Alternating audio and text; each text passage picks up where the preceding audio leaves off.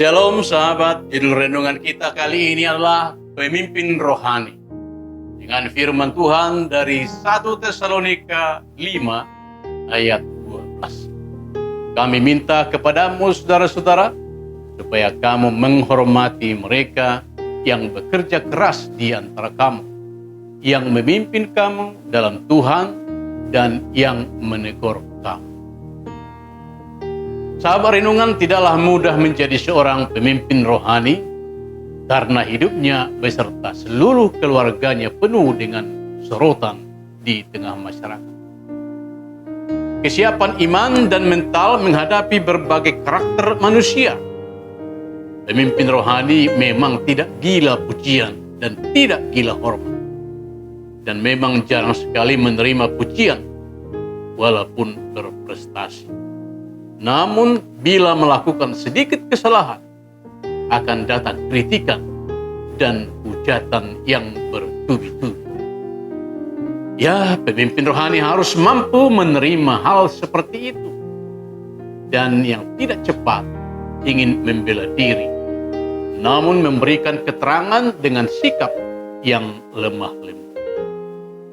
Rasul Paulus memberikan nasihat kepada jemaat di Tesalonika agar mereka menghormati atau bersikap hormat kepada para pelayan yang ada bersama dengan mereka, karena mereka adalah memberi tuntunan, arahan, nasihat, serta bimbingan mengenai perkara-perkara rohani untuk membawa semakin dekat kepada Tuhan dan mengenal kebenarannya.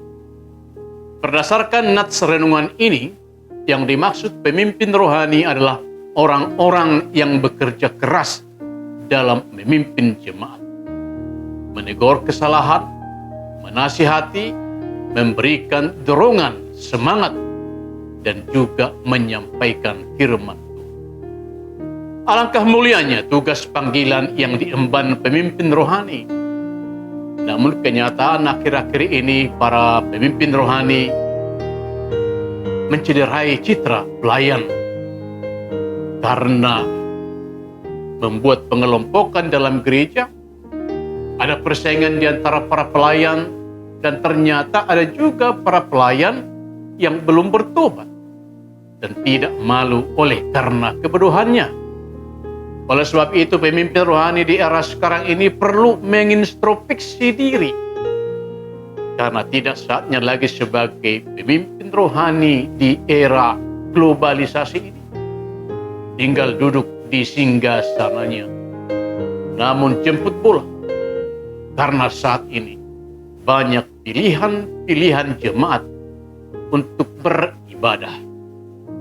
Namun biarlah Tuhan menghakimi kita lewat firman-Nya agar senantiasa kita tunduk kepada panggilan semula untuk melayani Tuhan dan bukan melayani dunia, walaupun kita masih melayani di dunia.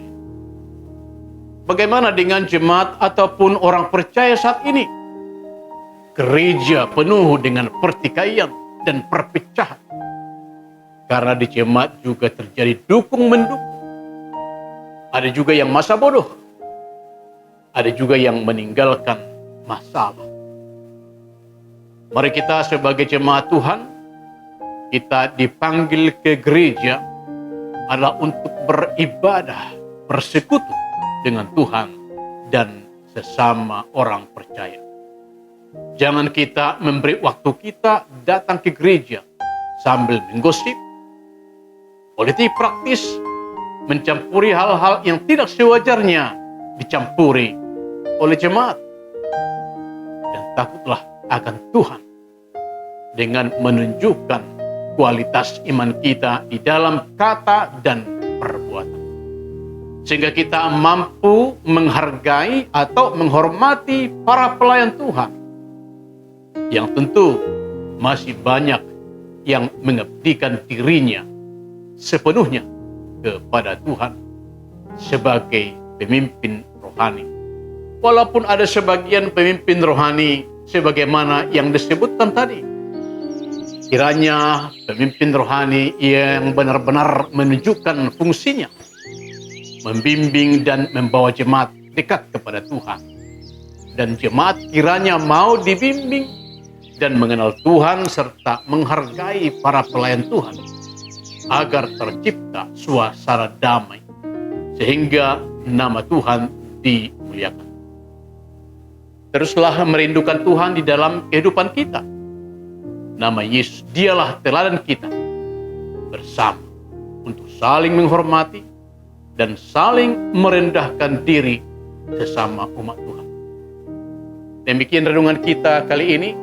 Jangan jemu-jemu berbuat baik. Amin. Kita berdoa.